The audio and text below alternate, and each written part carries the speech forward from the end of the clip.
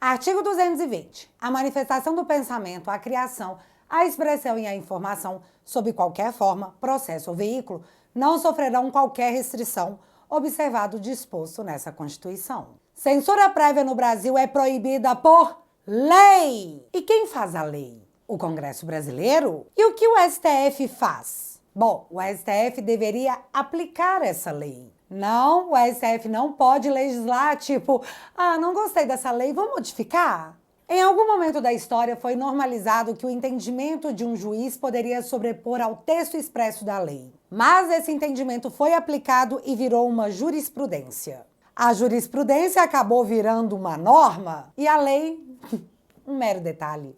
A história aqui é longa, mas é muito bem registrada. Se vocês acharem válido, eu trago em vídeo dia 1, mais conhecido como Onde Tudo Começou. Pois é, não foi ontem, e devido a uma permissão concedida pela esquerda e pela mídia, o que acaba sendo um eufemismo, já que a mídia é de esquerda e trabalha para que o Lula e seus aliados permaneçam no poder, chegamos ao julgamento das Big Techs, onde a censura prévia proibida por lei poderá ser a norma. Que a esquerda no Brasil está encampada para censurar a internet não é nenhuma novidade. E muito me assusta esse ser o tema mais repercutido, enquanto o escândalo do INSS segue para lugar nenhum. Carla Zambelli teve suas contas bancárias bloqueadas, pedido de prisão preventivo sem que a Câmara fosse consultada, a derrubada de suas redes sociais e o cancelamento do seu passaporte. Isso tudo em 2 horas. Isso porque o mitômano a acusou de ser a mandante de emitir uma ordem de prisão do Alexandre de Moraes contra o Alexandre de Moraes. Se a Carla tivesse colocado dinheiro na calcinha a ponto de sujá-la, ela poderia nesse momento estar visitando a França com o déspota que ocupa a presidente da República, com todas as despesas pagas por nós. Plena. Se fosse corrupção o problema da Carla, ela estaria plena. Mas a pergunta óbvia a ser feita é: por que as contas bancárias de todos os envolvidos no escândalo do INSS ainda estão ativas? Por que não foi dada 2 horas para bloqueio antes que esse dinheiro evaporasse? Então, há quem diga que mais grave do que se assaltar velhinhos é contar uma piada e pegar 8 anos de prisão. Afinal, é a democracia que está em jogo? Quem liga para assalto a aposentados? Mas a revista Piauí trouxe em sua matéria o conteúdo de um caderno do careca do INSS que fazia menção à Justiça do Distrito Federal e um percentual indicado. Enquanto isso, a CPI do INSS segue parada porque, como eu disse, os caras têm um assunto nacional mais importante a tratar: censurar a internet. Você pode dar a nomenclatura que você quiser para esconder esse fato, mas do momento que você impede as pessoas de falar, eis aí a definição do que é censura prévia. No Brasil, a Constituição determinou que você tem o direito constitucional de dizer o que você quiser, mas você é o responsável por tudo aquilo que você falar. Portanto, não é uma terra sem lei, o Marco Civil da internet está aí para mostrar que como que você pode dizer que não tem lei sobre o assunto enquanto você quer derrubar um artigo da lei que você diz não existir? Sério? Parece conversa de maluco? Deixa eu esclarecer o que o Toffoli, o Barroso e o Fux querem até o momento: que qualquer denúncia gere remoção automática da postagem. Basta alguém se dizer ofendido que a plataforma terá que apagar o conteúdo com medo de ser processada. Olha esse exemplo para poder desenhar o negócio. Você aí posta uma opinião política, sei lá, criticando um ministro do STF. Se, sei lá, um assessor do ministro notificar a plataforma para que aquele conteúdo seja removido, ele vai cair, sem ordem judicial, sem direito ao contraditório e silenciado antes de qualquer processo legal. Isso é censura prévia, coleguinha! Mas fica muito pior porque as plataformas, com medo de serem processadas, irão remover por conta própria tudo que pareça arriscado. A censura virá da plataforma, mas com medo do Estado puni-la, sem ordem judicial, o que viola muito o artigo 5º da Constituição, que garante liberdade de expressão e proíbe expressamente a censura prévia. Cara, tornar isso uma lei sem que o Congresso assim se manifeste é coisa de regimes autoritários. Mas o Brasil não era uma democracia? Me falaram isso aí um tanto de vezes. Pois é. Nesse domingo, o Washington Post trouxe uma matéria dizendo que um comediante brasileiro, o Léo Lins, foi condenado a 8 anos de prisão e que a decisão marca o mais recente esforço do Brasil para impor limites à liberdade de expressão. Vamos falar desse tema mais pra frente quando eu for detalhar a questão do STF, mas espera aí, eu preciso concluir a história da censura prévia. Foi nesse contexto de choque com o avanço autoritário e mega sem noção, Ou com noção absoluta que o Lula é extremamente rejeitado na internet? Que André Mendonça, do nada, se tornou o senhor terrivelmente culhão. Bancou o adulto na sala e disse o óbvio. O que vocês, ministros, querem promover é uma censura prévia que já está ocorrendo no Brasil. Então, o objetivo aqui é tirar a inconstitucionalidade dos atos judiciais que já ocorrem no Brasil. E ali ele estava falando das decisões do ministro Alexandre, que não removeu apenas posts de internet. Ele derrubou perfis inteiros, sem contraditório ou ampla defesa, em decisões monocráticas e sigilosas, sob multa de 100 mil reais, 200 mil reais. Então presta atenção no que eu vou explicar aqui, o porquê, na minha opinião, ouviram bem? Opinião. A censura prévia que está a caminho vai muito além do discurso de golpes na internet e atinge diretamente a tentativa de blindagem das decisões da própria Suprema Corte. Quando Elon Musk revelou ao mundo o Twitter Files Brasil, ele expôs decisões sigilosas do ministro Alexandre em que, sem dizer o porquê, sem sequer apontar a postagem que o levou a tomar aquela decisão, que viola o Marco Civil da internet, diga-se de passagem, perfis deveriam ser derrubados da internet e aquelas pessoas impedidas de dizerem qualquer coisa a partir daquela decisão. Então, eu fui uma dessas pessoas e eu nunca fui sequer comunicada. Então, eu não preciso dizer que o direito à ampla defesa e o contraditório foi completamente ignorado nessas decisões. Certo? Mas então Elon Musk expôs para o mundo que aquelas decisões violavam a própria lei que existe no Brasil, que o ministro em questão, que deveria protegê-la, zelar e aplicar a letra da lei, estava fazendo de conta que a lei simplesmente não existia. Aliás, eles fingem até hoje. O Twitter Files foi o ponto inicial para uma espécie de revolta internacional contra as decisões do ministro, que na sequência tomariam um aspecto muito mais amplo perante o mundo. Em 2022, de forma meio tímida, o New York Times já se perguntava se a Suprema Corte brasileira não estaria indo longe demais. E ali, naquela matéria de 2022, o jornal questionava a medida ditatorial da Corte de fazer busca e apreensão em empresários apoiadores do Bolsonaro por coisas que eles conversaram em grupos privados do WhatsApp. Um desses empresários sofreu diligências porque enviou um emoji. Aquilo ali já foi chocante no nível mundial, mas o Bolsonaro ia concorrer nas eleições daquele ano, então a matéria foi de boas. Tipo, gente, olha, tá meio pesado isso aí, mas eu entendo. Vocês estão salvando a democracia. Mas cuidado, tá meio pesado, hein? Mas em 2024 a conversa era outra, visto que mesmo após um ano das eleições, as ações da Suprema Corte não pararam. Então voltou o New York Times com uma pergunta mais objetiva. O Supremo está salvando ou ameaçando a democracia? Nessa matéria, o jornal menciona o caso do Daniel Silveira, as remoções de contas sem determinação legal e os amplos poderes de Alexandre de Moraes, que inclusive suspendeu investigações sobre esposas de ministros da própria Suprema Corte. Ainda nessa matéria, o Barroso disse que não é justo comparar as leis de outros países com as leis do Brasil, que aqui era diferente. Mas não era.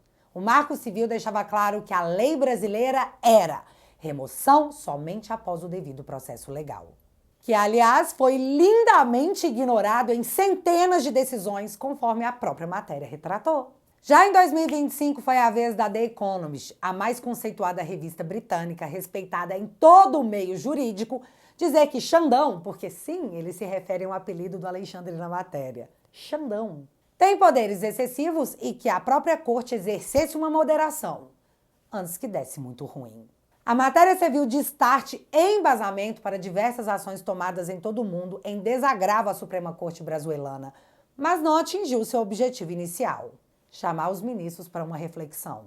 A resposta da Corte foi colocar a votação da derrubada do artigo 19 na pauta e correr com ela. Pensa comigo, uma vez derrubado o artigo 19, os ministros poderão dizer que as decisões do Alexandre não foram inconstitucionais porque, no Brasil, a lei não exige o devido processo legal para censura prévia, só a notificação para remoção. Fim. Logo, o que o Alexandre fez está amparado na nossa lei brazuelana. Então, é tudo mimimi, temos nossa própria Constituição, blá, blá, blá, blá, blá. Fala aí se não é uma mega defesa de seus próprios atos. Os caras derramaram o leite, mas limparam. Censura prévia permitida no Brasil e assunto encerrado. E eu aposto que, se criticados, eles vão levantar a bandeira da autodeterminação dos povos, cada país com sua lei. Mas quem faz as leis são os escolhidos pelo povo, os congressistas. Como que nós vamos conseguir reclamar de uma lei promovida por uma corte que não depende de votos e não pode ser questionada pelas instituições, já que os nossos representantes têm processos parados na corte que podem andar caso eles reclamem do que a corte está fazendo?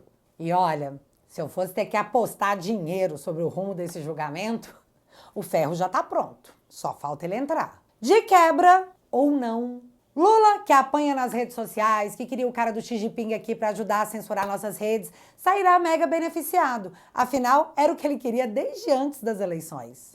Mas ninguém levou a sério.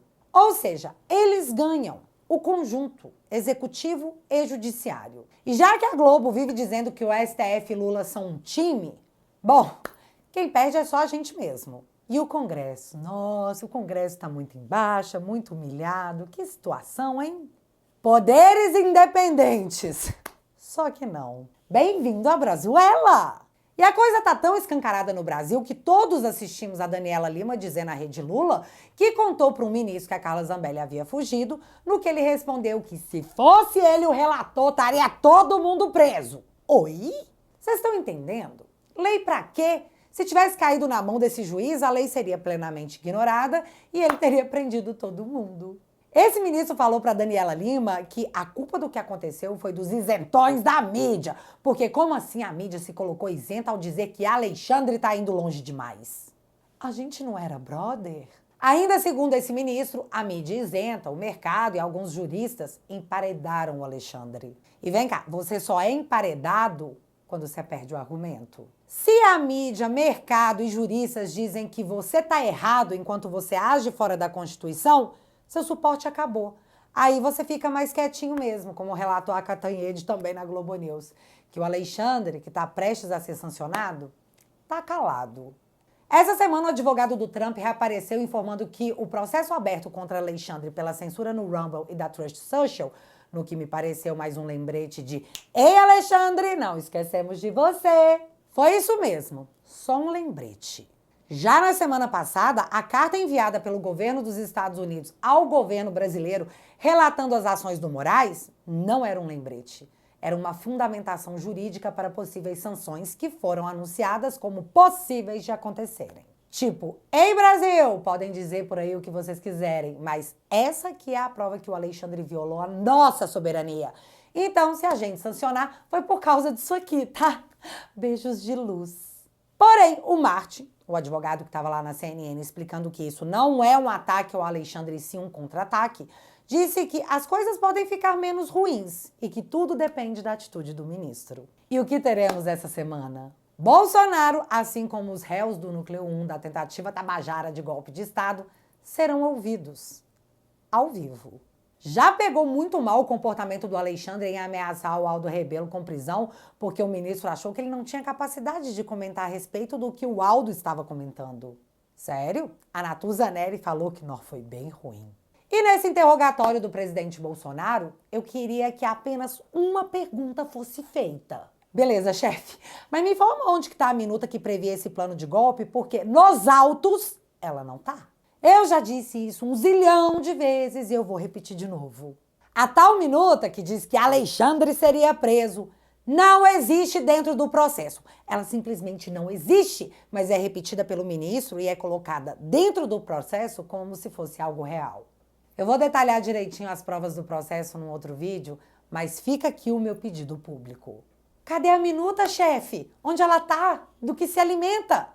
Aliás, esse processo denunciado pela PGR tá uma coisa incrível, já que o Gonê perdeu os celulares dos investigados pelo 8 de janeiro e agora tá, ó, com o brioco fechado com medo das provas serem anuladas. Entenda o que aconteceu. Celulares e um notebook foram apreendidos em uma das diligências sobre o golpe Tabajara. Aí a PGR usou o conteúdo desses celulares e notebooks para sustentar o processo no STF. Mas os aparelhos desapareceram. E agora a PGR está correndo para poder achar os aparelhos perdidos, só que, meu amigo, não é tão simples assim. A perda dos dispositivos quebra a cadeia de custódia das provas, porque como vamos saber se algo não foi inserido nesses aparelhos após eles desaparecerem? Eles podem até meter o "la garantia soy yo", mas não vai dar bom, porque até o jurista ouvido pelo Instituto Chupa Lula já mandou que essas provas não podem mais ser utilizadas. Ele defende uma investigação rigorosa porque, segundo ele, isso não é normal e que há indícios de um ato doloso. Ainda segundo esse jurista, com a quebra da custódia quebrada, as provas são inválidas e não podem mais ser usadas para condenação de ninguém sob o risco expresso de nulidade. Bicho, que fase do judiciário brasileiro que só queria salvar a democracia, mesmo que para isso a democracia fosse violada. Sim, momento ruim para o judiciário brasileiro. E o fim desse julgamento sobre a censura da internet subirá mais um degrau do autoritarismo, não apenas na opinião pública, como na midiática.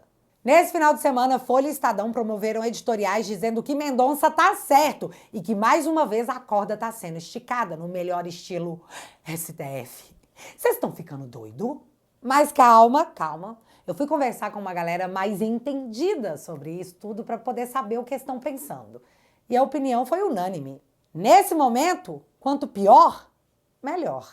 Não há defesa da democracia quando você deixa explícito para o mundo que você está censurando uma nação inteira. A repercussão disso aí vai ser internacional. Juízes que já são citados por seus excessos serão novamente mencionados e relembrados em matérias por todo o mundo. Cada vez mais Venezuela será vista como um país de democracia suprimida, frágil, e a conta para quem serviu o banquete autoritário vai ser entregue. E aí, na visão dessas pessoas que eu ouvi, isso ajuda muito o cenário construído internacionalmente.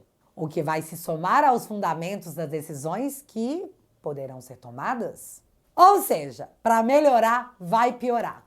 Mas aqui, pedindo uma licença poética de bancar a Miriam Leitão, a gente só vai precisar entender como isso é bom. Mais uma vez, teremos que suportar o peso do que está por vir, e galera, vai ser pesado. Mas se tem algo que aprendemos assistindo tudo o que aconteceu na Venezuela, é que de graça, para o mundo democrático, tipo realmente democrático, não vai ficar. Hoje eles tomarão as ações, mas as consequências dessas ações também serão deles. E não se esqueça, hoje a gente depende de meios internacionais, mas em 2027 a história será outra. E ela vai depender de mais do que a nossa mobilização. Vai depender da nossa coragem perante a tirania. Precisamos fazer maioria no Senado. Aí, meu filho, só esquece. E se tudo der certo, por que não? Eu tenho fé. Bolsonaro volta em 2026, já que hoje seu nome sobe entre os pobres que ganham até 2 salários mínimos. E o do Lula cai, porque o pobre não só não comeu picanha, como perdeu as brusinhas da Shein, pagou imposto de renda, os aposentados foram assaltados e tiveram benefícios cortados. Mas não se preocupe, porque o Lula pegou o seu dinheiro e está gastando quase R$1 milhão em 2 dias para bancar o bobo da corte do Macron, enquanto humilha a nação brasileira. Porque é isso que ele se tornou, um bobo da corte. Brilha a nossa estrela.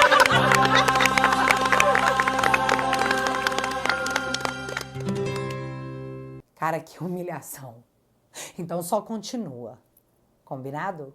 Afinal, para nós tá dando super certo, já que, segundo a Veja, intrigas, impopularidade e corrupção rasgam a imagem positiva vendida por Lula. Vendida por Lula, o que significa que o povo não comprou. E para quem acha que a somatória disso tudo não dará em nada, deixa eu te contar o que aconteceu essa semana. Os Estados Unidos meteram sanções em 4 juízes do Tribunal Penal Internacional.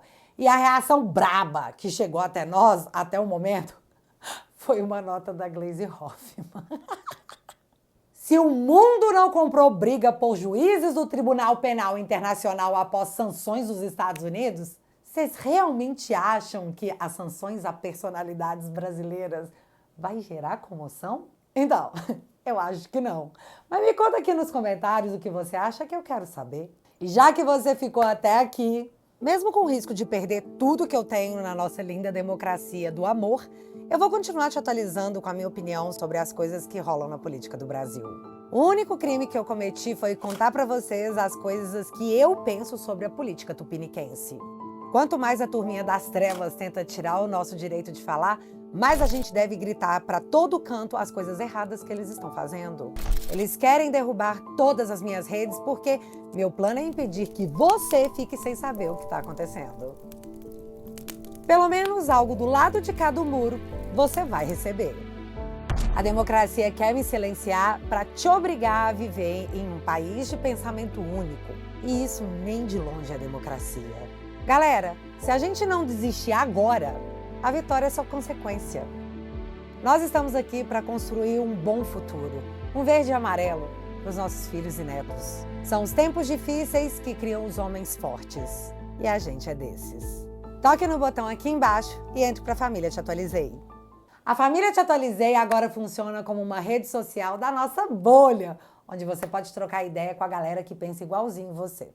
Afinal, o contraditório, sim, é sempre bem-vindo, mas quando você conversa com gente alinhada, você não só expressa o seu pensamento, como você o desenvolve. Aliás, essa semana estreou o documentário sobre o Foro de São Paulo, que tá mais do que lindo, tá super didático. Com 10 bonoros por mês você financia o meu trabalho e, em troca, eu te ofereço conteúdos exclusivos. Mas se você é desses que não curte renovações, assinando o plano vitalício, você leva de brinde esse copo maravilhoso que não traz o seu amor em 3 dias, mas espanta a visita petista em até 30 minutos. Método testado e aprovado. Se você quiser e puder, o link está fixado aqui no primeiro comentário e desde já, muito obrigada. E ó, se você ainda não é inscrito aqui no meu canal, meu amigo, se inscreve e deixa seu like, porque você já sabe, acontecendo alguma coisa de relevante ou irrelevante, a gente volta. Beijos, galera! Fui!